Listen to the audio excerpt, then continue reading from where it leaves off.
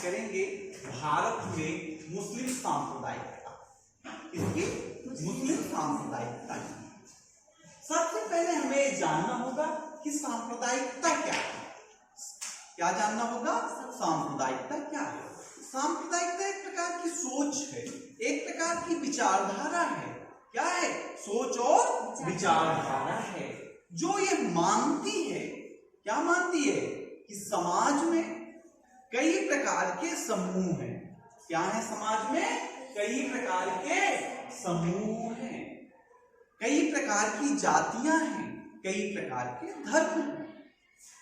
और ये मानता है सांप्रदायिकता कि कोई समूह दूसरे समूह से, कोई जात दूसरे जात से, कोई धर्म दूसरे धर्म से श्रेष्ठ है। अर्थात सांप्रदायिकता एक ऐसी विचारधारा है जो समाज में विभिन्न समूहों और जातियों को स्वीकार करता है, किंतु वो मानता है कि कोई एक निश्चित जाति अमुक जाति से श्रेष्ठ है या अमुक धर्म से श्रेष्ठ है या बड़ा है। सांप्रदायिकता मानती है कि जो समूह हैं उसमें जो भिन्न भिन्न समूह हैं उसमें से हर समूह के सामाजिक, राजनीतिक और आर्थिक हित समान। कौन कौन से हित?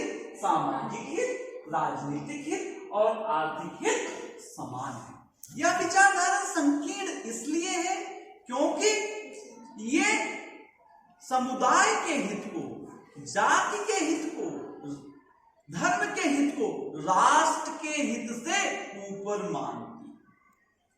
समझ में आया सांप्रदायिकता? जब भारत में हम मुस्लिम सांप्रदायिकता की बात करते हैं तो क्यों पैदा हुआ, इसके उदय के कारणों की चर्चा करते हैं। पहला कारण है बहावी आंदोलन। कौन सा कारण है? बहावी आंदोलन। बहावी आंदोलन की जब हम बात करते हैं तो बहावी आंदोलन एक धार्मिक आंदोलन है। कैसा आंदोलन है?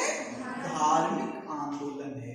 इस आंदोलन के बारे में जब हम अपनी विचार दृष्टि ले जाते हैं तो हमें पता लगता है कि यह आंदोलन 18वीं शताब्दी के मध्य में अरब में हुआ।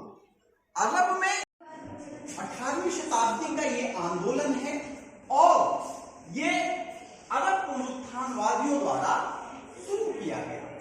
ये बहावी आंदोलन का नेतृत्व मोहम्मद इब्न अब्दुल बहाव ने किया। किसने किया? मोहम्मद इब्न अब्दुल बहाव ने किया। मोहम्मद इब्न अब्दुल बहाव ने किया। इस आंदोलन का जो उद्देश्य था, इस आंदोलन का उद्देश्य था कुरान के प्रति निष्ठा पैदा करना।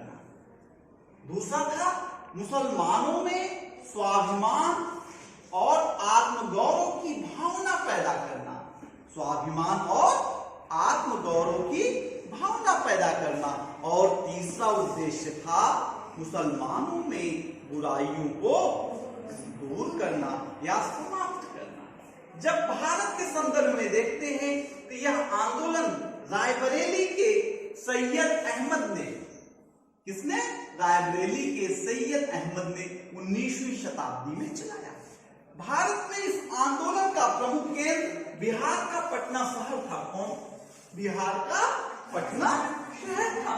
और इसका उद्देश्य मुसलमानों में कुरान के प्रति निष्ठा पैदा करते हुए ब्रिटिश शासन का विरोध करना था। कालांतर में इस आंदोलन को ब्रिटिश हुकूमत ने कुचल दिया, लेकिन इस आंदोलन ने मुसलमानों में सांप्रदायिकता के बीज को अंकुरित करने में योगदान अदा किया।